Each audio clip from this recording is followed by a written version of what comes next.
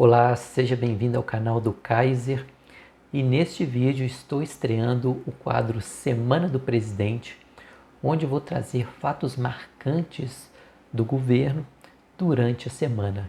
Então segue a vinheta.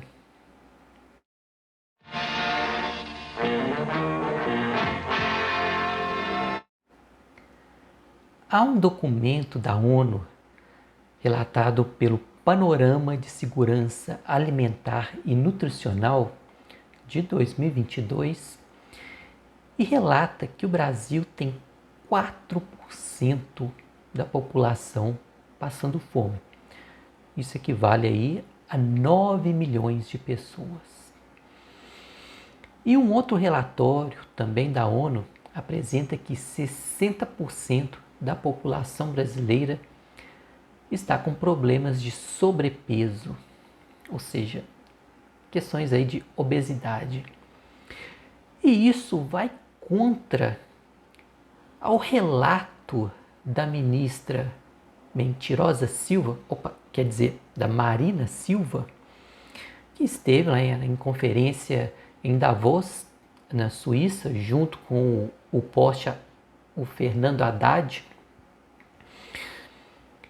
E a Marina Silva, no primeiro dia, no dia 16 de janeiro de 2023, no primeiro momento ali diz que no Brasil tinha 120 milhões de pessoas passando fome. E no mesmo instante ela corrige para 33 milhões de pessoas aí passando fome no Brasil. Trilho de proteger o meio ambiente, mas de combater as desigualdades. O mundo é desigual. No meu país tem 120 milhões de pessoas que estão passando fome.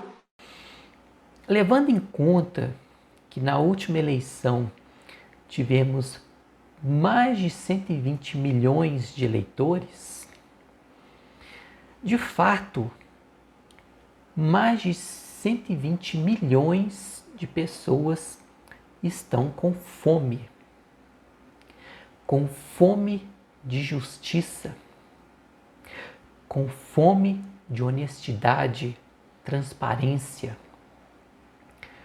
com fome de educação, cultura e com fome de liberdade. Além desse absurdo que a ministra falou lá na conferência, ela trouxe assuntos referentes ao meio ambiente, dizendo inclusive que a proposta no seu ministério com a meta de desmatamento zero. E você pode verificar aí no gráfico que a Marina Silva, quando atuou no governo Lula, no primeiro e segundo mandato do governo Lula, de 2003 a 2008, veja bem que os seus resultados não foram satisfatórios. Inclusive, ela chega a ter resultados piores que o governo anterior e dos governos posteriores, até mesmo da Dilma, do Michel Temer. Os resultados não foram bons para quem traz propostas aí de defesa do meio ambiente. Já o post-Haddad, quer dizer, o Fernando Haddad, atual ministro da Fazenda, veio com um discurso bem à la Judenboycott. Judenboycott foi aquela ação dos nazistas no dia 1º de abril de 1933, com a intenção de boicotar tudo que se referia aos judeus, comércio, prestação de serviços. E o Haddad veio com esse mesmo discurso. Veja bem aí no vídeo. No Brasil, em função do engajamento de algumas empresas com o governo extremista que foi derrotado, muita gente deixou de consumir os produtos dessas empresas no Brasil. Eu sou um que não consumo sem prestar atenção de quem que eu estou adquirindo o produto. Eu não compro nenhum palito de fósforo de uma empresa que não tenha compromissos com essas questões, né? Sobretudo com a questão da minha, da sua e da liberdade dela. Né? Como é que nós podemos compactuar com empresas que não manifestam claramente o que pensam sobre essas questões? E eu acho interessante que ele vindo com essa fala de querer destruir o empresário de direita, isso vai virar um caos para o Brasil, porque a esquerda é uma parasita, não produz nada. E aí quem vai produzir? Não dá para fazer isso, esse tipo de propaganda contra os empresários, não é mesmo? Temos uma política de valorização do salário mínimo, né? O salário mínimo aumentar um pouquinho acima da inflação para que as famílias de mais baixa renda possam voltar a consumir. A reforma tributária que nós queremos votar no primeiro semestre. E essa reforma tributária que vai ser votada é sobre imposto sobre o consumo. Mas no segundo semestre, nós queremos votar uma reforma tributária sobre a renda, para desonerar as camadas mais pobres do imposto e para onerar quem hoje não paga imposto. Tem muita gente no Brasil hoje que não paga imposto, né? Então nós precisamos reequilibrar o sistema tributário brasileiro para melhorar a distribuição de renda no Brasil. Enfim. E com esse discurso da Marina Silva e do Fernando Haddad, aí pergunta, que país vai querer investir? Que um falando que só tem faminto e miserável e o outro ali com a intenção de boicotar quem não é de esquerda. Não vai querer, não vai achar nenhum interessado em investir. Olha só o tiro no pé que esse povo está dando. E veja bem, nós temos 20 dias do governo aí do ex-presidiário. E eu estou assustado que em 20 dias esse país já está uma bagunça. Olha só, a distribuição de verbas por um governo que diz que a missão é acabar com a fome no país, ele diminuiu a verba da agricultura, disponibilizando apenas 1,5 bilhão, mas para a cultura, 10 bilhões de reais para a cultura.